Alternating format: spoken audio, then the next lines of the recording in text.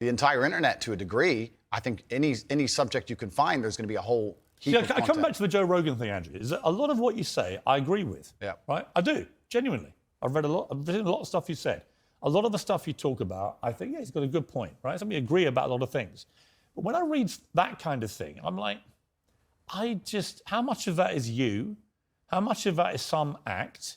Do you regret saying stuff like this? I don't. And actually, do you see it as weakness to admit you shouldn't have said something like that? No, I don't live with regret. I think what's happened is that, like I said, long format content, arguments with feminists, arguments with the toxic masculine crowd, arguments with the left, and they're going to take a small clip, small sentence from ours, and they're going to try and paint me as a But villain. I'm not left or right. I don't know what you are, Piers. Exactly. That's my point. No, but that's my point. And I understand. And you're doing exactly as I knew would happen on this interview, which is because you're a busy man. You're not going to watch hours and hours and hours of video. Actually, I have watched hours and hours of video, and I'm going to come to the stuff where I agree with you, and I'm going to come to the stuff about your censorship, which Sure. I have issues with. So this is, it's a long interview, right? Sure. I just thought off the top, you said to me, and you were quite bold about it, well, go on, then let's go through these. And you should keep going. I will sit here and stand by what I said. I believe that on that, I just read to you then. Yeah. Do you wish you hadn't said that? I understand how it's been misconstrued. I understand how it's been weaponized against me.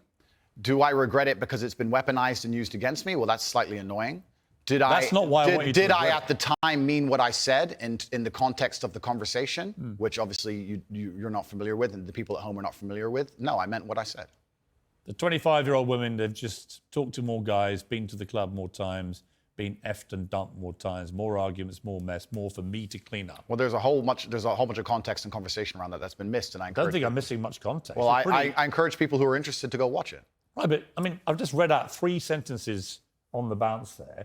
I don't think there's any context I'm missing. I mean, you've made it pretty clear what you think about the difference between 18 and 90-year-old women. I wasn't and talking about 26-year-olds. myself, even. I was talking with a Muslim guy who was on the panel, and he was explaining how youth is very valued in most parts of the world, and why virginity is valued in most parts of the world. And the feminists were arguing against it. And I was sitting there, actually, very much like you, a mediator between the two, explaining why, in most of the world still today, perhaps not in the Western world, virginity is coveted, youth is coveted in most of the world, and throughout all of human history.